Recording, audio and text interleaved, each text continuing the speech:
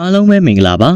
MHS Horror Channel လေးကနေပြန်လည်ကြိုဆိုလိုက်ပါတယ်ဇလန်လေးမစတင်ခင်မှာထောက်ချားစရာဇလန်ကောင်းတွေကိုတက်ဆက်ပေးနေတဲ့ကျွန်တော်တို့ရဲ့ channel လေးကို like and subscribe လေးနဲ့အားပေးခဲ့ကြပါအောင်နော်ဗီဒီယိုအသစ်တင်တိုင်းသိရအောင်လို့ညာဘက်ကခေါင်းလောင်းလေးကိုလည်းနှိပ်သွားဖို့မမေ့ပါနဲ့ဦးနော်ဇလန်လေးရဲ့နာမည်ကတော့သူတော်ကောင်းဥစ္စာပဲဖြစ်ပါတယ်ကျွန်တော်ကတော့အစီအစဉ်တင်ဆက်သူဇက်ပါခင်ဗျာဒီနေ့မှာတော့ဆရာကျော်ကြီးဦးဟာစာရာပြန်လွန်နေဆိုတော့ကြောက်ကြီးရွာလုံးလုံးအုံအုံကြွကြွဖြစ်ကုန်ကြတယ်ဆရာတော်ကြီးကျောင်းထိုင်နေတဲ့ကျောင်းဟာရွာနဲ့9မိုင်လောက်ဝေးပေမဲ့တောင်ပေါ်မှာရှိတယ်။သူ့ကျောင်းကလေးကတောအုပ်တောင်ကြားထဲမှာရှိပြီးတော့အဲကျောင်းလေးမှာပဲတပါးတဲ့သတင်းသုံးတော်မူခဲ့ပါတယ်။ဆရာတော်ကြီးကိုအနီးနားမှာရှိတဲ့ရွာတွေမှာယဟန္တာပုဂ္ဂိုလ်လို့ယုံကြည်ကြပါတယ်။ဆရာတော်ကြီးနေတဲ့တောအုပ်ဟာတားရဲတရိษံတွေလည်းပေါ်များလှပါတယ်။တစ်ကြီးဝါကြီးတွေလည်းထူထပ်တယ်။အဲဒီမှာတောကြီးတောင်ကြီးတွေလည်းပေါ်များတယ်။ဆရာတော်ကြီးဟာလာပြည့်ရဲ့မနက်ခင်းဆိုရင်တောကနေရွာထဲကိုဆွမ်းခံကြွလေရှိပါတယ်။ဆရာတော်ကြီးကြွလာပြီဆိုတာနဲ့ရွာသားတွေကလည်းတဲတဲလှုပ်ကိုပူဇော်ကြပါတယ်။ဆရာတော်ကြီးကြွလာတော့မယ်ဆိုရွာထိပ်မှာပန်းတွေခင်းလို့တချို့ကလည်းပဝါတွေအဝတ်ထည်တစ်တွေဖြန့်ခင်းလို့တအားကြိုဆိုကြပါတယ်။ဆရာတော်ကြီးကြွလာရင်လည်းတပားတယ်ကြိုင်ဆွဲအိတ်ဆွဲတွေလည်းမပါဘူး။ကြွလာရင်လည်းတအိမ်စင်းတိမ်တဲ့ကြွခံလေးမရှိဘူး။ရွာထဲမှာလမ်းတွေပေါ်မှာကြွရင်တကာတကာမတွေဝိုင်းလှူကြတာကိုအနေအချင်းပဲအလှခံလေးရှိတယ်။ထူးဆန်းတာကဆရာတော်ရွာတွေကိုကြွရင်10ရက်လောက်ကြာတယ်။တရားဝင်တရားထက်စုံးခံလေးရှိပါတယ်။စုံးခံပြီးရဲ့ရွာနောက်ချမ်းမှာရှိတဲ့တင်းញိုင်းစရက်တွေမှာတရင်သုံးလေးရှိပါတယ်။အဲ့ဒီတင်းញိုင်းစရက်တွေမှာပဲအိတ်တဲ့တရားမှတ်လေးလည်းရှိပါတယ်။ကြောက်ကြီးရွာတင်းញိုင်းစရက်ကအရန်နာမည်ကြီးလာပါတယ်။ညဘက်တွေဆိုရင်ဘသူမှမသွားရဲကြဘူး။6လှန်တာတွေလည်းရှိတယ်။စရက်ကလည်းတော်တော်ကိုကြောက်စရာကောင်းလှပြီးတော့စရက်ပေါ်မှာခေါင်းဟောင်းခေါင်းပြက်တွေလည်းရှိတယ်။လင်းဆွဲတွေလည်းရှိတယ်။ညညဆိုလင်းဆွဲငှက်တွေညင်းညူတန်ကတစေဘက်တွေကိုဆွဲခေါ်နေသလားပဲ။ဇရက်ပပက်လေးမှာလည်းတစ်ပင်ကြီးတွေရှိတယ်။အဲ့ဒီဇရက်မှာဆရာတော်ကညညဆိုတပါးတဲ့ရွာသားတွေကစိုးရင်တကြီးလိုက်သွားတော့ဇရက်ပေါ်မှာဆရာတော်တပါးတဲ့တရားမှတ်နေတယ်။အံ့ဩစရာကဆရာတော်ကြွားတဲ့ညဆိုအဲ့ဒီဇရက်ပေါ်မှာအလင်းနှန်းတွေထိန်လင်းနေတာပဲလို့သိရပါတယ်။အဲ့ဒီမြင်ကွင်းတွေကိုကြည့်ရှုတဲ့ရွာသားတွေကပါစက်အဟောင်းသားတွေကိုဖြစ်လို့အလင်းနှန်းတွေကခေါင်မိုးပေါ်ဖောက်ထွက်တာအဲ့ဒါကြောင့်ရွာသားတွေကလည်းယဟန္တာကိုတော်ကြီးလို့သတ်မှတ်ကြပါတယ်။ဆရာတော်ကြီးကတော့ဘာတကုံးမှပြန်ပြီးတော့မိတ်လိမရှိပါဘူး။ဆရာတော်ကြီးရဲ့မျက်နှာတော်ဟာအမြဲတမ်းတန့်ရှင်းနေပြီးတော့မာနကင်းစင်လှတယ်။ပြီးတော့မျက်နှာတော်ကိုအမြဲတမ်းမျက်လှချထားလေးရှိပါတယ်။ဒါကြောင့်ရွာသားတွေကအကြည်ညိုလွန်ပြီးတော့ရှိသမျှအကုန်လှူဒန်းကြပေမဲ့ဆရာတော်ကြီးကလက်ခံလေးမရှိပါဘူး။အံ့ဩစရာကောင်းတာကတရင်သုံးလေးရှိတဲ့ဇရက်ကြီးပပက်လေးမှာခွေးကြီး3ကောင်စောင့်နေလေးရှိတယ်။အဲ့ဒီခွေးကြီး3ကောင်ကဆရာတော်တရားမှတ်နေရင်ဘယ်ကောင်းမှဇရက်နာလာလေးမရှိဘူး။ဟောင်းတာလဲရင်ကောင်းတန်ကြီးတွေနဲ့မျက်နှာကြီးတွေကခွေးဘလူးတွေအတိုင်းပဲထူးခဆန်းတာကဆရာတော်အဲ့ဒီဇရက်ကကြွလာပြီဆိုရင်အဲ့ဒီခွေးကြီးတွေပြန်ပြောက်သွားလေးရှိတယ်။အဲ့ဒီခွေးကြီး3ကောင်ဟာဆရာတော်သွားရပါလေးရှိပြီးတော့တောအုပ်ဘက်ပြန်သွားရင်လည်း3ကောင်စလုံးပြန်လိုက်သွားလေးရှိတယ်။ရွာသားတွေဟာဆရာတော်ကြီးတောအုပ်စီပြန်သွားရင်ဆိုရင်တိတ်တဆိတ်နောက်ကလိုက်ကြည့်ခဲ့တာ။ဒါပေမဲ့ဘလူပဲပုံပုံဆရာတော်ကြီးမရောက်ခင်လမ်းတစ်ဝက်မှာခွေးကြီးတွေနဲ့တိုးတော့တာပဲ။ဘလို့မှတိတ်တဆိတ်လိုက်လို့မရဘူးရွာသားတွေအတွက်အဲ့ဒီခွေးကြီး3ကောင်ကနာနာဘာဝကြီးတွေလိုပါပဲဒါကြောင့်လဲရွာသားတွေကနောက်ကလိုက်လို့ကိုမရခဲ့ပါဘူးနောက်တစ်ခုထူးဆန်းတာကဆရာတော်ကြီးရဲ့တင်ငန်းပဲတင်ငန်းအယောင်ကအမြဲတမ်းညိုညင်းညင်အဲ့ဒီတင်ငန်းတစ်ထည်ပဲຫນွေရောမိုးရောစောင်းမှခြုံထားလေးရှိပါတယ်အဲ့ဒီတင်ငန်းညိုကြီးကိုကြည့်ရင်အမြဲတမ်းတစ်လွင်နေတယ်အနက်အသက်မရှိဘူးမိုးရရင်လည်းမိုးမဆိုဘူးတော်တော်ကိုအံ့ဩစရာပဲဆရာတော်ကြီးကြွတော့မယ်ဆိုရင်အဲ့ဒီတောအုပ်စီကနေခွေးကြီး3ကောင်ဦးလေးရှိတယ်။တဘောကအဲ့ဒီခွေးတွေကဆရာတော်ကြီးရဲ့ရှေ့ပြေပဲ။ရွာထဲရောက်ရင်ခွေးကြီးတွေဘယ်ရောက်သွားမှမသိဘူး။ဒါပေမဲ့ရွာကစရက်မှာတည်င်းပြတ်သုံးပြီဆိုရင်တော့အဲ့ဒီခွေးကြီးတွေပြန်ပေါ်လာလေးရှိတယ်။ပြောရရင်ဒီအဖြစ်တွေကတော်တော်ကိုအံ့ဩစရာကောင်းတယ်။ဆရာတော်ကြီးတောအုပ်ထဲမှာရှိရင်အလင်းတန်းကြီး3-4ခုကလင်းထိန်နေတာပဲ။ဆရာတော်ကြီးပြန်လုံမဲ့ရက်ကြတော့အဲ့ဒီအလင်းလန်းတွေပျောက်သွားတယ်။ခွေးကြီးတွေရဲ့ဦးတန်လည်းမကြားတော့ဘူးအဲ့ဒီအဖြစ်ကြောင့်ရွာသားတွေကစိတ်ထဲထူးထူးဆန်းဆန်းကိုခံစားနေရတယ်ဒါကြောင့်တောအုပ်ထဲကိုတိတ်တဆိတ်လိုက်သွားကြည့်ကြ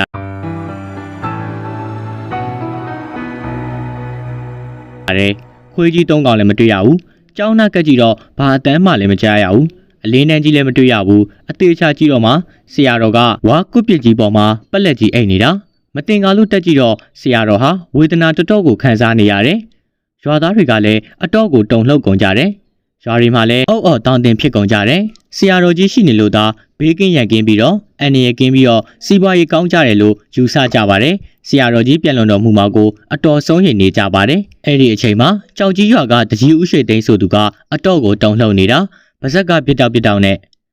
အဲ့ဒါမှခက်ပြီးတော့ဆရာတော်မရှိရင်ဒိုးရွာတွေအန်နီရကြရောက်မှစိုးရင်ရတယ်ဟုတ်တယ်ဘာကြီးရွှေသိန်းဆရာတော်ကရွာတွေကိုမြစ်တာတက်နဲ့စောင့်ရှောက်နေတာဗျဟုတ်ပါကွာဆရာတော်ကြီးကဝိဇ္ဇာမိုးပဲသူ့တကိုးကြောင့်ရွာတွေအေးအေးချမ်းရှိခဲ့တာဟုတ်တယ်ဗျဆရာတော်ကြီးကအတော့ကိုအံ့ဩစရာကောင်းလှတယ်ဗျကျုပ်ကိုယ်တိုင်သွားကြည့်တော့ဆရာတော်ကြီးမှာအလင်းတန်းကြီးတွေနဲ့ဗျခုတော့ဘယ်ပြောက်ကုန်ပြီလဲမသိဘူးအော်မင်းကလည်းဆရာတော်ကြီးကန့်ကုန်တော့မယ်ဆိုတာနမိတ်ပြတာပေါ့ကွာဟုတ်ပါဗျာဆရာတော်ကြီးလည်းကျောင်းလေးမှာဘာမှမရှိတာဗျဝက်ဆရာလဲဆရာသင်္ကန်းကအစမရှိဘူးအိုးတွေခွက်တွေလည်းမရှိဘူးတစ်တီးဝက်လန်အချို့ပဲရတာဗျအတားပေါ့ကွာသင်္ကန်းလဲဆရာမရှိဘူးဆိုပေမဲ့ဆရာတော်ကြီးရဲ့သင်္ကန်းအယောင်ကအမြဲတောက်ပနေတာအံ့ဩစရာပဲဗျာဒါထက်ဆရာတော်ကြီးကိုဘယ်လိုလုပ်ကြမလဲဆေးတွေဘာတွေမကူကြဘူးလားတကြီးတစ်ဖက်ဖြစ်သူတာလာကပြောလိုက်ပါတယ်တကြီးကလည်းကူပေးကျင်တာပေါ့ကွာဒါပေမဲ့ဆရာတော်ကြီးကလက်ခံပါမလားမသိဘူးနောက်ပြီးတော့ခွေးကြီး၃កောင်အန်နယ်ကလည်းရှိသေးတယ်လေအခုမရှိတော့ဘူးဗျာဘယ်တွေရောက်ကုန်ပြီလဲမသိဘူးဆရာတော်ကြီးเจ้าကိုဆေးဆရာကိုပေါ့ဆခေါ်ပြီးသွားမှထင်တယ်အေးကြံကောင်းတယ်ပေါ့ဆကတိုင်းရေးဆေးပညာကျွမ်းကျင်တယ်ကွာခေါ်သွားကွာလိုရာရှိရင်ပြောရွာကအကုန်ဝိုင်းပြီးကူညီကြမှာကွာအဲ့လိုပြောဆိုကြပြီးနောက်တကြီးရဲ့တပည့်ဖြစ်သူတာလာဟာရွာကတိုင်းရေးဆေးဆရာကိုပေါ့ဆကိုခေါ်ပြီးတော့ဆရာတော်ကြီးရှိမဲ့တောအုပ်ကိုတွားကြပါတော့တယ်ဆရာတော်ကြီးဟာကွက်ပစ်ပေါ်ကကိုထကိုမထဘူးကွက်ပစ်ပေါ်မှာပလက်လှဲပြီးတရားမှတ်နေတယ်သူတို့နှစ်ယောက်ရောက်သွားတော့ဆရာတော်ကြီးဟာစိတ်မကောင်းစွာနဲ့ပဲပြန်လွန်တော်မူခဲ့ပါပြီအဲ့ဒီသတင်းကိုယာသားတွေလည်းကြားရောတရွာလုံးတော့ကဖြစ်လိုက်ရတာရွာတွေလည်းယူယုံမရခံစားနေကြတယ်နောက်ဆုံးဆရာတော်ရဲ့အတုံးဆောင်တွေကိုထာပနာထားပြီးတော့အဲ့ဒီတောအုပ်မှာပဲဇေရီတဲဖို့ဆုံးဖြတ်လိုက်ကြတယ်ရွာတွေကလည်းဆရာတော်ကြီးပြန်လွန်တော်မူပြီးဆိုတော့တန်းတာပြီးတော့ငိုကြွေးလိုက်ကြတာအဲ့ဒီအချိန်မှာဆရာတော်ကြီးအကြောင်းကိုတသားနဲ့ပြောဆိုနေကြတယ်အဲ့ဒီစကားအတန်တွေကိုစိတ်ဝင်စားနားထောင်နေသူကတော့ရွှေမြပဲဖြစ်တယ်ရွှေမြဟာထူးထူးဆဲဆဲလူငယ်တစ်ယောက်ဖြစ်တယ်ကန်နာဝင့်နာလို့ပဲဆိုရမယ်ရွှေမြဟာမိန်းမစိတ်ပေါက်နေတဲ့ခက်နဲ့ယောက်ျားတစ်ယောက်ဖြစ်ပြီးတော့ပြောတာဆိုတာကအစားတကယ်မိန်းကလေးတစ်ယောက်လိုပဲသူဟာလူတွေကိုကြောက်တယ်ပတ်ဝန်းကျင်ကိုလည်းကြောက်တယ်ပြောရရင်ဘာမဆိုကြောက်တဲ့စိတ်ရှိတယ်ရွှေမြဟာညဘက်ဆိုတယောက်တည်းပြင်မထွက်ရဘူးခွေးဥတန်းဆိုရင်ဖိတ်ကိုတုံရော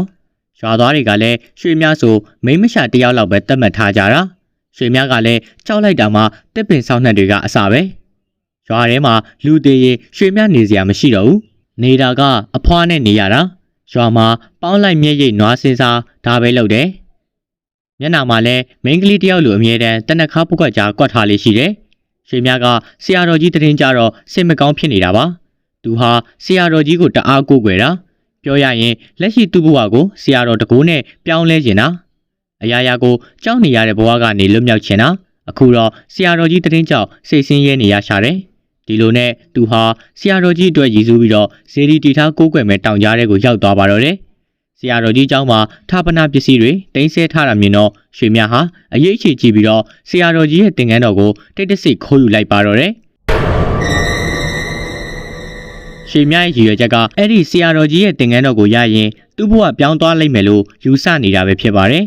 ်ဆရာတော်ကြီးရဲ့သင်္ကန်းတော်ပျောက်ဆုံးသွားတယ်ဆိုရင်ပဲတရွာလုံးစိတ်မကောင်းဖြစ်နေကြတယ်လာသမျှရွာသားတွေကလည်းတတပြောဆိုနေကြတယ်ရွှေမြကတော့ဆရာတော်ကြီးရဲ့သင်္ကန်းကိုအရယူနိုင်ခဲ့တာမို့အားရဝမ်းသာဖြစ်နေရှာပါတော့တယ်သူဟာအဲ့ဒီချိန်ကနေစပြီးတော့သူ့ကိုယ်သူလည်းအကြောက်တရားတွေပျောက်ပြက်သွားပြီလို့ထင်ပါတယ်သူဟာဆရာတော်ကြီးရဲ့သင်္ကန်းကြီးကိုအားကိုးတကြီးနဲ့ခြုံလေးရှိတယ်ရွာထဲမှာတော့ဆရာတော်ကြီးရဲ့သင်္ကန်းကိုလိုက်ရှာနေတော့မှာပဲရွှေမြဟာအဲ့ဒီသင်္ကန်းကြီးကိုခြုံလိုက်ရင်ကြောက်စိတ်လည်းပျောက်တယ်ပြီးတော့ကိုယ်တော်ပြောင်းနိုင်လိမ့်မယ်လို့ယုံကြည်နေပါတော့တယ်ဒါပေမဲ့လူတွေတိမှန်ဆိုတာကြောင့်သင်္ကန်းကြီးခြုံပြီးညမှာထွက်လေရှိတယ်သူဟာညထွက်ရမှာကြောက်လေးရှိတယ်ဒါပေမဲ့သင်္ကန်းကြီးရလာတဲ့နေ့ကနေစပြီးတော့အမှောင်ထဲမှာတယောက်တည်းသွားရဲလာရွဖြစ်လာခဲ့ပါတယ်တညမှာတော့အဖွားဖြစ်သူအတော်လေးနေမကောင်းဖြစ်နေတာကြောင့်ညာကြီးမင်းကြီးမှာရွာအနောက်ဘက်ကနေဆေးဆရာကိုပေါ့ဆကိုခေါ်ဖို့ထွက်လာခဲ့လိုက်ပါတယ်ဆရာတော်ကြီးရဲ့သင်္ကန်းကိုလည်းအပြင်ရောက်တာနဲ့ခေါင်းမီးခြုံထားလေးရှိတယ်လာရအောင်မှာဆိုတော့သူ့အတွင်ကလက်လာကြီးတစ်ကောင်လိုပါပဲတရေတစေတွေကိုလည်းသင်္ကန်းကြီးအနားကိုမကက်ရဲနိုင်ဘူးလို့အယုံကြီးယုံနေပါတော့တယ် ဒီလိုနဲ့လမ်းတစ်ဝက်လောက်အရောက်မှာမကြီးပင်အိုကြီးနောက်ွယ်ကထွက်လာတဲ့တရဝါကြီးတွေကြောင့်ရှေ့ဆက်မလန့်ရဲတော့ပါဘူးတရဝါကြီးတွေကလည်းလာရအောင်မှာထိတ်လန့်စရာပါပဲမျက်နှာမွဲချက်ချောက်ကြီးတွေနဲ့နှာသီးဆိုလဲပါဇက်ကပြေးလန့်လန့်သွားဆွဲတွေကလည်းစူးစူးငုံငေါကိုပေါ်မှာလည်းအမွှေးရှိရှိကြမ်းကြမ်းကြီးတွေနဲ့တိုးလို့တွဲလောင်နေဥပဒေရုပ်ကြီးတွေကလည်းပိတ်တာလိုတစီလိုရုပ်ကလက်ကြီးတွေကလည်းမျက်လုံးနေကြီးတွေနဲ့သူ့ကိုကြည့်ရတာမိထားတောက်မတက်ပဲသူတို့ရဲ့မျက်နှာမှာလည်းဒေါသမီးတွေတောက်လောင်နေသလိုပဲသူ့စီကတိုက်ခိုက်တော့မဲ့အတွင်နဲ့အလူအရက်ပြေးလာကြတယ်ပါဇက်ကလည်းရှာနီနီကြီးတွေကတစ်လေတရေတွေကလည်းတများများနဲ့ပြေးလာတယ်အားကြီးမှန်ကြီးတွေနဲ့ဘလို့တရဝါကြီးတွေမှန်းကိုမသိဘူးဒါပေမဲ့သူတို့စီကဟောင်ဟိန်းတန်တွေကြားလိုက်ရတော့မှဆရာတော်ကြီးဘေးမှာပါလာတဲ့ခွေးကြီး၃កောင်မှန်းတိလိုက်ရတယ်အဲ့ဒီခွေးကြီးတွေကိုလည်းမြင်ရောကြောက်စိတ်ကတဟူဟူထလာတော့တာပဲကြက်သိမ်းမွေးညင်းတွေလည်းတစ်ဖြန်းနဲ့ထပြီးတော့တင်ငန်းခြုံထားတာလည်းသတိမရတော့ဘူးမျက်လုံးထဲမှာလည်းဘာမှကိုမမြင်ရတော့ဘူးကြောက်အားတလန့်လန့်နဲ့ထင်ရမြင်ရတွေစွတ်ပြေးတယ်အော်လိုက်တာလည်းငေတန်ကိုပါရောပဲချွေးစောတွေကလည်းရွှဲလို့ပြေးတာမှတရားလုံးကိုပတ်ချလဲပြေးတာသူ့ကိုယ်ပေါ်ကတင်ငန်းကြီးကလေထဲမှာတလွားလွားနဲ့သူ့အိမ်ပေါ်တက်ပြေးတာလွှာကနာပဲအဖွားဖြစ်သူကသူ့အပြူမူကိုနားမလည်လိုက်ပါဘူးသူကတော့တင်ငန်းကြီးခြုံလို့သူမြင်နေရတာကခွေးကြီးတွေကအိမ်ပေါ်အထိရောက်လာတာမို့ရဲမကြည့်ဝင်ဘူးကြောက်လွန်းလို့အတန်တွေတုံပြီးတော့တက်မတက်ဖြစ်နေပါတယ်ဒီလိုနဲ့အဖွားဖြစ်သူကသူ့ကိုမေးတော့ရွှေမြကစကားမေးတော့မရတော့ဘူးဟဲ့ဘလို့ဖြစ်တာလဲဗမာလေးခွေးတွေဗျာကျွန်တော်ရှိမှလာနေပြီမင်းမဟုတ်တာတွေပြောနေပါလားလောက်ကြပါအောင်အမလီကြောက်ပါပြီဗျာဒီလိုနဲ့ခွေးကြီးတွေကသူ့ကိုခုံပြီးအောက်ကသူ့အတင်းယုံအတင်းထပြီးအိမ်ပေါ်ကနေလွှားကနိုင်ခုံဆင်းပြီးတော့အဖွားဖြစ်သူကလည်းဥကြောင်ဖြစ်နေပါတော့တယ်အဲ့ဒီအဖြစ်ကတညလုံးဖြစ်နေပါပြေးရင်လွှားရင်နဲ့ရွာပြင်ကိုရောက်လျော်လူတွေကလည်းရွှေမြရဲ့အဖြစ်ကိုနားမလည်နိုင်မဖြစ်နေပါတယ်ဒါပေမဲ့ရွှေမြဟာနောက်တော့အိမ်နောက်ဘေးဘက်ကနေတက်လေးပြန်တက်လာခဲ့ပါတယ်သူ့တကူလုံးလည်းပေကြံလို့နေပါတယ်ရွှေမြဟာထူးဆန်းစွာနဲ့အိမ်မော်တက်လာတာနဲ့ခြံအောင်ထဲကိုအတင်းတိုးဝင်လိုက်ပါတယ်ရွာကလည်းတင်ငန်းပြောက်လို့ခေါင်းမီတောက်နေစေပဲဖြစ်ပါတယ်အဲ့ဒီအချိန်မှာရွှေမြကလည်းကြောက်လွန်းလို့ညကိုမအိပ်ရတော့ပါဘူးသူ့မျက်လုံးနဲ့ခွေးကြီးတွေကဟိုကပေါ်လာပြီးဒီကပေါ်လာလိုက်နေသူနောက်အတင်းထိုးလိုက်တော့တာပဲဒါလည်းဝက်ကိုကွဲရောပဲရွှေမြကိုတရွာလုံးကတရေဘလူးစီးတယ်လို့ထင်နေကြတာပါရွှေမြခမရလဲဘာကိုမှရဲမကြည့်ဝင်တော့ပါဘူးခွေးကြီးတွေရဲ့အတန်ဆိုးတွေကိုပဲနားထဲမှာကြားရောက်နေပါတယ်မျက်လုံးထဲမှာလည်းခွေးကြီးတွေပဲဒီလိုဖြစ်ရတာဟာဆရာတော်ကြီးရဲ့တင်ငန်းကိုခိုးယူလို့ပဲလို့သူ့ကိုယ်သူတွက်မိလိုက်ပါတယ်ဒါကြောင့်လူကြီးတွေမှာဖွင့်ပြောပြီးတော့ဝန်ခံလိုက်ပါတော့တယ်ဟေးမင်းယူထားတာဟုတ်လားဟုတ်ကဲ့ပါကြီးတိန်ဟာမင်းမလုံးတင်တာတွေပါလားဒါဟာသူတော်ကောင်းရဲ့ပစ္စည်းဥစ္စာတွေဟုတ်ပါတယ်ပါကြီးတိန်ရဲ့ကြုံမှားပါဗျာကျုပ်ကိုကဲပါအောင်ကျုပ်မျက်လုံးထဲမှာခွေးကြီးတွေပဲမြင်နေတယ်ဗျနားထဲမှာလည်းခွေးဥတန်တွေပဲကြားနေရတယ်ခတ်တာပဲကွာကဲမင်းအဲ့ဒီတင်ငန်းကြီးသူ့နေရာသူပြန်ထားလိုက်ဆရာတော်ကြီးကိုလည်းတောင်းပန်လိုက်ကွာဟုတ်ကဲ့အဲ့ဒီလိုပြောဆိုပြီးတဲ့နောက်မှာရွှေမြဟာတင်ငန်းကြီးကိုထပနာပစ္စည်းထားတဲ့နေရာမှာတရုတ်တပြန်ထားလိုက်ပြီးတော့ဦးချကတော့တောင်းပန်ခဲ့ပါတယ်အဲ့ဒီလိုနဲ့အဲ့ဒီချိန်ကနေစပြီးတော့ရွှေမြဟာလည်းအကြောက်အလက်ရက်ရှိသွားပါတယ်ကြောက်စရာကောင်းတဲ့ခွေးမျက်နှာကြီးတွေအတန်တွေဥတန်တွေကိုလည်းလုံးဝမကြားရတော့ပါဘူးရွာလူကြီးဥရွှေသိန်းတို့လူစုလည်းဆရာတော်ကြီးရဲ့အတုံးဆောင်ပစ္စည်းတွေထပနာတွေကိုအဲ့ဒီတောင်ကြားမှာပဲဇေဒီတဲလိုက်ပါတော့တယ်ရွှေမြဟာဇေဒီတဲတဲ့နေရာမှာပါဝင်ခဲ့တယ်လို့ဇေဒီကြီးလည်းပြီးတော့ဇေဒီဆောက်ရှောက်ရေးအဖွဲ့ဝင်ဖြစ်ခဲ့ပါတယ်သူဟာအရာရာကိုကြောက်ရွံ့ခဲ့ပေမဲ့ဆရာတော်ကြီးရဲ့တင်ငန်းကြောင့်ကြောက်ရွံ့တာတွေပျောက်ဆုံးခဲ့သွားပြီပဲဖြစ်ပါတယ်အလုံနာချိန်ဆိုရင်လည်းတောအုပ်ကြားတွေကဇေဒီလေးစီကိုအမြဲရောက်ရှိနေတတ်ပါတော့တယ်